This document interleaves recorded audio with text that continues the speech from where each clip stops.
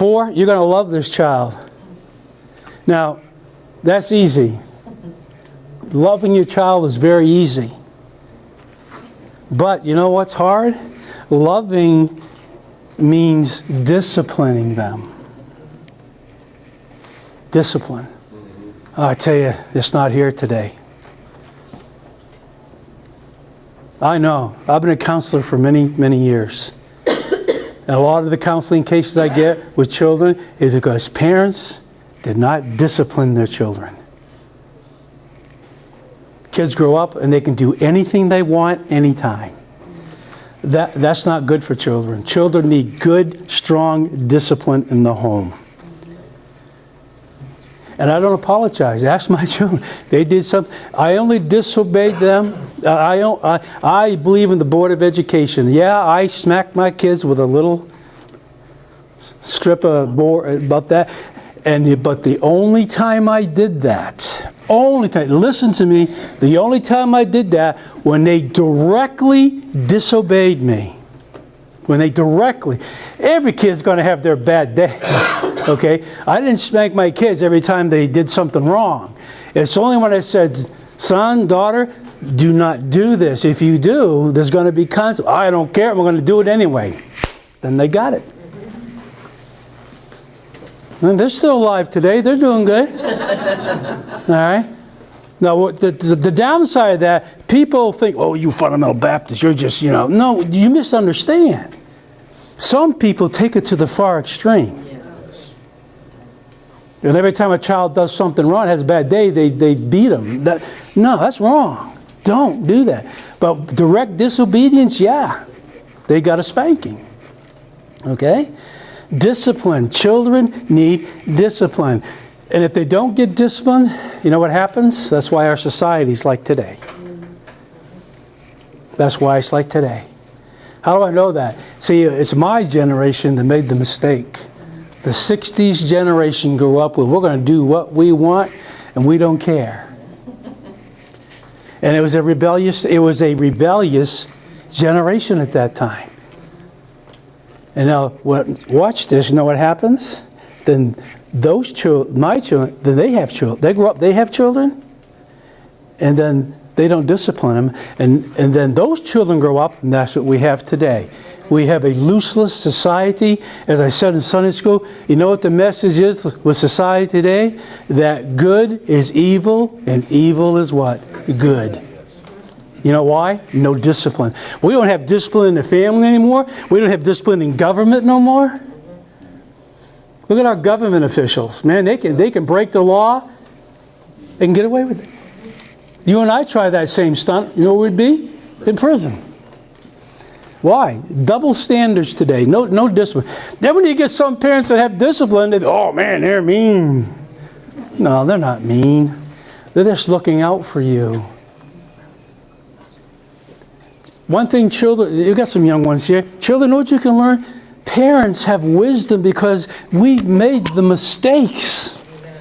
And we know what can happen to you if you go down this road, that road, because we've been there. And we're trying to spare you from that agony and pain. Oftentimes I'll say to children, listen to me. Listen to what I'm saying. I've been there. Don't go down that route. This is what's going to happen. Listen to the wisdom of your parents. They're not stupid. They've got wisdom. But you know what? You as parents, you better train I hope you discipline your children. I really do. And do it in balance. Listen. And then you're saying this morning, as you commit your child to the Lord, that you're going to pray for this child. Amen? Pray. Pray for your children, day in, day out, as believers.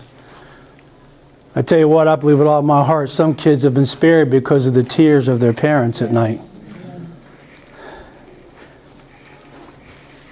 You can't pray enough for your children.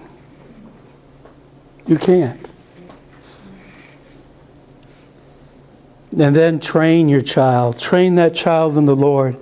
And please, number 7, so very important. Stay married. The best gift you can give to your child is to stay married. My oldest son, who's 32, he says, Dad, one day he came, he says, I thank God for you and Mom. I says, why?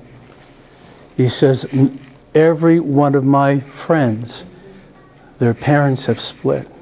Well, for whatever reason, I don't know why.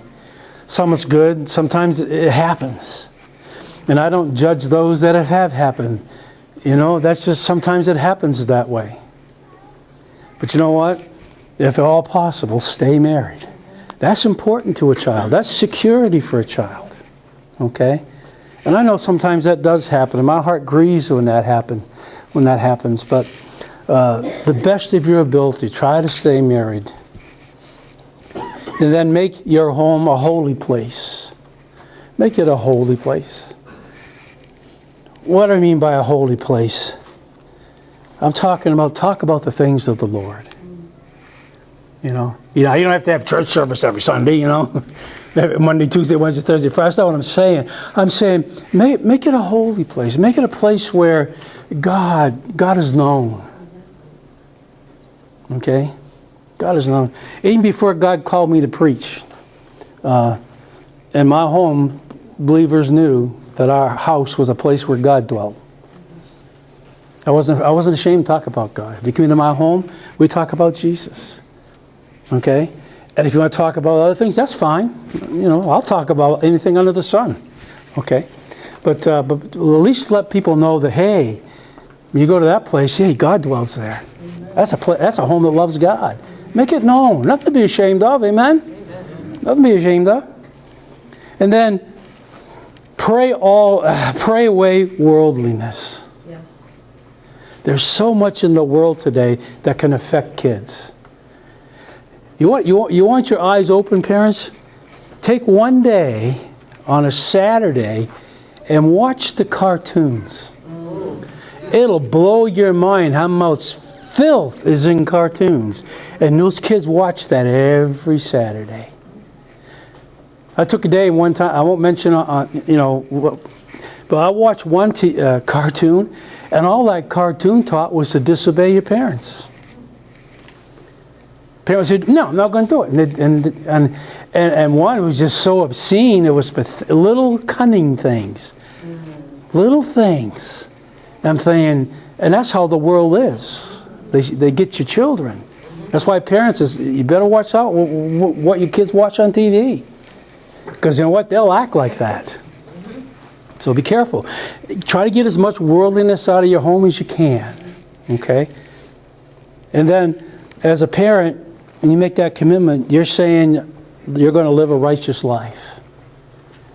In other words, you're going to do things right. That's hard, isn't it? It's hard to do right. Because the world does the opposite. Doesn't it? That's right. Try to do something right at your work tomorrow. Watch what happens. They look at you like you're strange.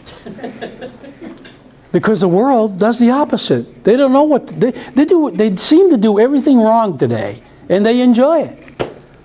I remember one time when I worked at the machine shop before God called me to preach, and I also took care of a stock room. I took care of Fafta Bearing, if you ever knew what that place was. Well, I was the one that took care of the multi-million-dollar stock room. And one of my parts in the stock room was the helicopter bearing for the Huey, for the military. Watch this. Normally, back then, they sold for $2,000. I don't know what they sell for now. Okay? But because the military wanted it, my boss said, you take that off the shelf, you take off a couple mills off the machine, grind it down, and they doubled the price. Well, I said, no, I'm not going to do that. He says, what? Yes, you are. I'm telling you. I says, no, I'm not. I says, I'm a Christian. I says, that's cheating. That's not the right thing to do. I will not do it. So if you don't do it, you're fired. I said, fire me. And I'm not doing it. That's wrong. And he, know what he did? He got somebody else to do it. Listen, there are going to be times, when you raise your child, and you know what? You're going to have to do the